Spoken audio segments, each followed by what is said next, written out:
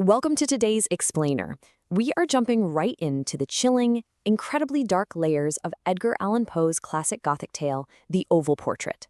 We're going to unpack exactly how art, obsession, and death all intertwine in what is easily one of the most haunting and efficient stories ever written.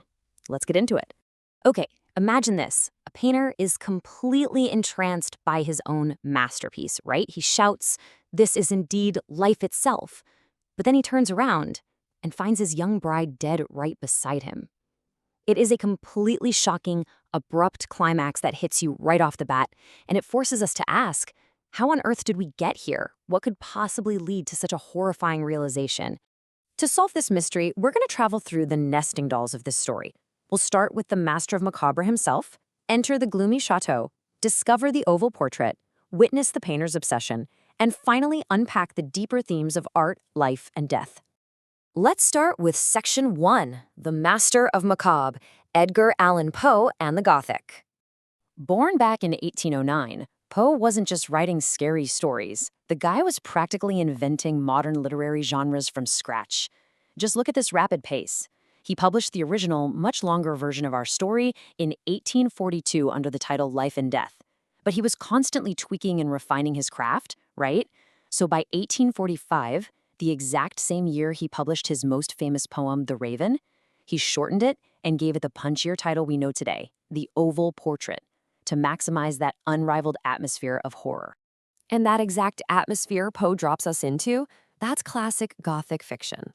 It's a style heavily defined by fear, death, and gloom, but also romance. You know the vibe. It almost always revolves around these large, ancient houses, like crumbling castles or monasteries. The genre was actually pioneered by English author Anne Radcliffe back in the late 1700s. And Poe directly nods to her influence in the opening lines of our story, basically letting us know right away, buckle up, you are in a classic Gothic nightmare. Moving on to Section 2, The Gloomy Chateau, The Outer Frame.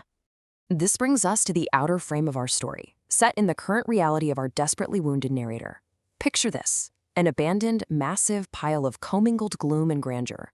It's a chateau tucked away in the Apennine Mountains of Italy. Our narrator and his valet, Pedro, basically force their way inside just to survive the night.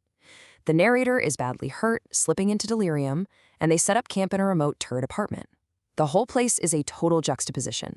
You've got tattered antique decorations, but then hanging in every bizarre architectural nook are an unusually great number of spirited modern paintings in these rich golden arabesque prints. Trying to escape his incipient delirium and the throbbing pain of his wounds, our narrator methodically prepares for a long night of just deep contemplation of this artwork. He has Pedro close the heavy shutters against the night, he lights the tongues of a tall candelabrum by the head of his bed, and throws open these fringed black velvet curtains surrounding him. Then, he finds a small volume on his pillow, a book that actually critiques and describes the very paintings hanging all around him. He reads devoutly, totally getting lost in the artwork as the hours just gloriously fly by toward deep midnight. Which brings us to Section 3, The Oval Portrait, The Discovery. So deep midnight rolls around. The narrator tries to move his candelabrum to get a better look at his book, but doing so produces this totally unanticipated effect. The candlelight suddenly hits a niche in the room that had been completely hidden in deep shade by a bedpost. As he puts it, I thus saw in vivid light a picture all unnoticed before. This unexpected flash of light completely breaks his dreamy stupor. It startles him so badly into waking life that he impulsively squeezes his eyes shut just to calm his fancy, literally needing a second to make sure his own vision isn't playing tricks on him. When he finally opens his eyes again, here's what he sees. It's a portrait of a young girl, just ripening into womanhood. It's painted in a vignette style, meaning it's just her head and shoulders, with her arms and radiant hair melting imperceptibly into the deep shadow of the background. It's encased in this rich, moresque, gilded oval frame. But here's the kicker. As a piece of art, it's not just beautiful. It possesses an absolute, appalling lifelikeness. This realism is so intense, so powerful, that it physically confounds and subdues the narrator. It fills him with this deep, reverent awe. He just stares at it, completely riveted, for an hour before falling back into bed, utterly spellbound. Desperate to understand this immortal beauty and why it's making him so agitated, he hides the painting from view and eagerly opens that critique book. And boom, this plunges us directly into what's called a frame narrative. That's a literary technique where an outer story serves as a companion piece to a story within a story. So, by reading this book, the narrator transports us from his present reality right into the tragic history of how this painting actually came to be. Let's delve into Section 4, the painter's obsession, the inner frame. Right at the core of this inner story is a horrific, heartbreaking contrast. On one side, you have the painter. He's passionate, studious, austere, wild, and basically already married to his art. And on the other side, his bride. She is a maiden of rarest beauty, full of glee, frolicsome as a young fawn, literally all light and smiles. She loves all things except for one, art. She absolutely dreads his palette and brushes because they are her rivals. They steal her lover's attention away from her. So you can imagine, when this wild painter expresses his desire to paint his new bride, it is an absolutely terrible thing for her to hear. But because she's humble and obedient, she yields to him. The atmosphere grows incredibly claustrophobic from here. The painter traps her in this dark, high turret chamber for weeks, where the only light drips down onto the pale canvas from way overhead. And he just works, day and night, with his burning ardor and fervid pleasure. He gets so lost in his reveries that he becomes completely blind to reality. He doesn't even notice that the ghastly light in that lonely turret is literally withering the health and spirits of his bride. She is visibly pining away to everyone except him. Yet, tragically, she just smiles on uncomplainingly because she sees the vehement joy the work brings him. Let's just pause on this terrifying, vivid imagery from the text.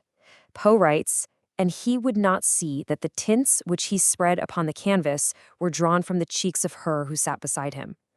Think about that. The painting is literally stealing her life force. As the portrait becomes more and more lifelike, the living, breathing woman becomes more and more a ghost. Her very beauty is condemning her to death, and her husband's obsessive gaze is so entirely fixed on the canvas, he's completely missing the decaying reality sitting right next to him. And so the labor draws to a close, building right back to that terrifying climax we started with. No one else is allowed into the turret. Many weeks pass, and now only one brushstroke upon the mouth and one tint upon the eye remain. The bride's spirit flickers up like a dying flame in the socket of a lamp. The final brush is given. The final tint is placed. For one moment, the painter stands entranced before his work.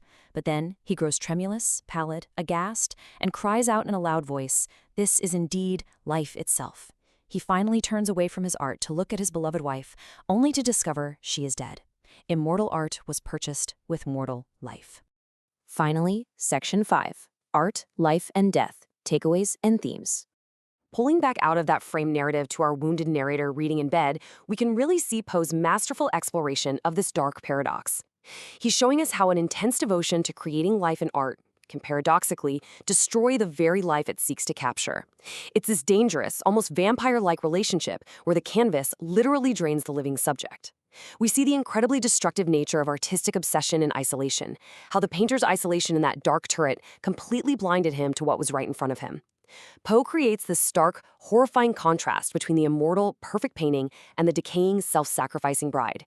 It is just a perfect showcase of the profound illusion and the absolute power of visual imagery and symbolism.